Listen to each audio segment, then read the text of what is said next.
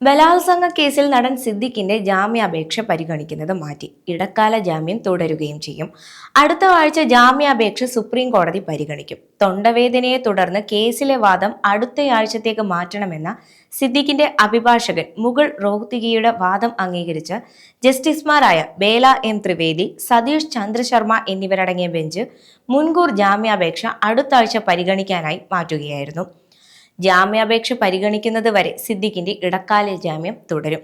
ബലാത്സംഗ കേസിൽ ജാമ്യം അനുവദിച്ചാൽ ഇരയ്ക്ക് നീതി ലഭിക്കില്ലെന്ന അന്വേഷണ സംഘത്തിന്റെ വാദം നിലനിൽക്കില്ലെന്നും അന്വേഷണ ഉദ്യോഗസ്ഥൻ പുതിയ കഥകൾ ചമയ്ക്കുന്നുവെന്നും പരാതിയിൽ ഉന്നയിക്കാത്ത കാര്യങ്ങൾ പോലും പോലീസ് പറയുന്നുവെന്നും സിദ്ദിഖ് ആരോപിച്ചിരുന്നു. സംസ്ഥാന സർക്കാർ സമർപ്പിച്ച റിപ്പോർട്ടിനെതിരെ സുപ്രീം കോടതിയിൽ നൽകിയ മറുപടി സത്യവാങ്മൂലത്തിലായിരുന്നു സിദ്ദിഖ് ഈ കാര്യങ്ങൾ ഉന്നയിച്ചത്.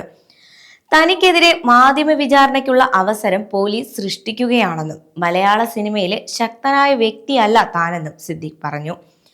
എന്നാൽ സിദ്ദിഖിന് ജാമ്യം അനുവദിക്കരുതെന്നും അദ്ദേഹം അന്വേഷണത്തോട് സഹകരിക്കുന്നില്ലെന്നും കേരള സർക്കാർ കോടതിയിൽ ആവർത്തിച്ചു.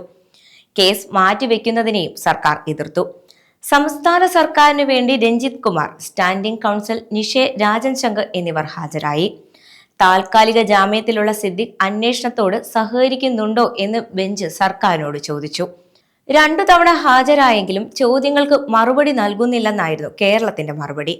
അന്വേഷണ സംഘം ഉന്നയിക്കുന്ന ചോദ്യങ്ങൾ അപ്രസക്തമാണെന്ന സ്ഥിരം മറുപടിയാണ് സിദ്ദിഖ് നൽകുന്നതെന്നും സർക്കാർ അറിയിച്ചു. പ്രസക്തമായത് ഏതാണെന്നത് പ്രതിയല്ല തീരുമാനിക്കേണ്ടതെന്നും സർക്കാർ ചൂണ്ടിക്കാട്ടി.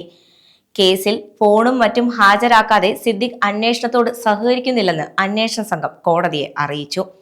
2016 ഉപയോഗിച്ച ഐഫോണും ലാപ്ടോപ്പും പ്രത്യേക അന്വേഷണ സംഘം തുടർച്ചയായി ആവശ്യപ്പെടുന്നെന്നും അവ കയ്യിലില്ലെന്ന് പലവട്ടം വ്യക്തമാക്കിയതാണെന്നും സിദ്ദിഖിന്റെ അഭിഭാഷകൻ ചൂണ്ടിക്കാട്ടി. റോഹ്തഗിയുടെ ആവശ്യം അംഗീകരിച്ച കോടതി പിന്നീട് കേസ് അടുത്ത ആഴ്ചത്തേക്ക് മാറ്റുകയായിരുന്നു.